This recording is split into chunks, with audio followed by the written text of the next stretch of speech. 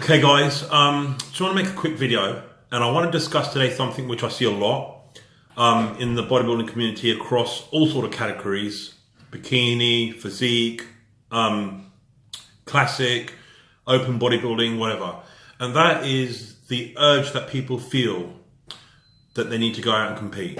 Now, if you look at fitness and bodybuilding, it has come a long way now because of social media. It's become very trendy. It's become very fashionable. People are making money on the side of it by opening up, online coaching and whatever. I understand that. Look, we're all trying to get a piece of the pie at the end of the day. But what's happening is that I'm seeing a lot of people competing, putting their body through a hell of a lot of hardship, putting their financial resources at strain and draining them really, pushing apart outside relationships and these sort of things to do a competition when they aren't even in shape for a competition, and they have made that competition their main sole ambition, and it's meant so much to them that they can't see past that, and this deadline to them is everything. Now let me tell you something, guys. I'm all for being motivated. I'm all for setting yourself a goal. I'm all for putting 110% into that goal. People say don't be realistic. I think you should be realistic.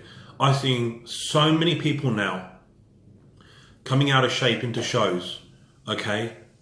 And just so they can say they've done a show, or just so they can say, I've competed, now I can be an online trainer or whatever. Okay? Now the reality is it's your prerogative. If you want to go and do a show, fine. It's your choice. Your choice. It's the freedom of this country. And the thing about it is that coming in out of shape isn't the worst thing. It's not the worst thing.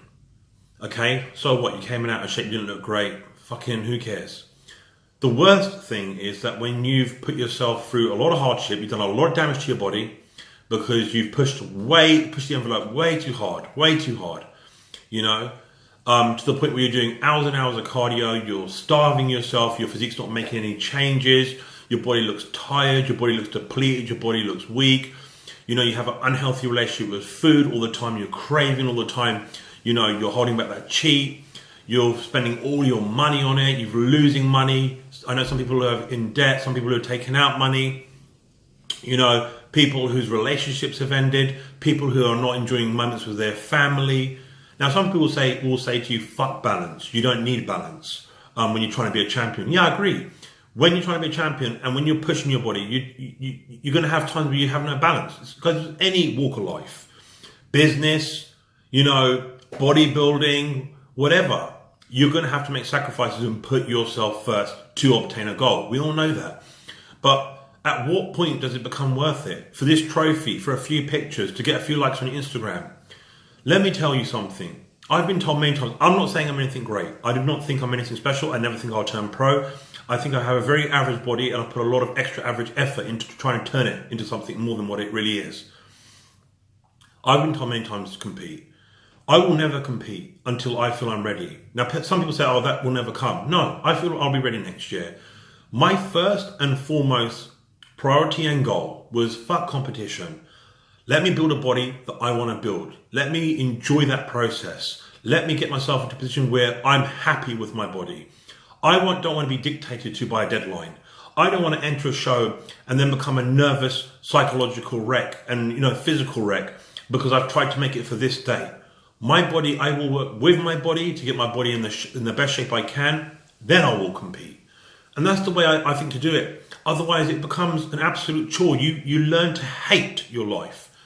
And is it really worth it? At the end of the day, is it really worth it? If you're going to, on top of that, come in where you really shouldn't be competing because you're doing it way too early, or you haven't put enough time into an off season, or you haven't given yourself enough time to cut, just, to say you've done it and people to kiss your ass online, make out that you've done something great when really inside that it was a hell to get there, and you're not, and you come out of it and you feel empty, and then you have terrible rebound problems and it just spirals out of control.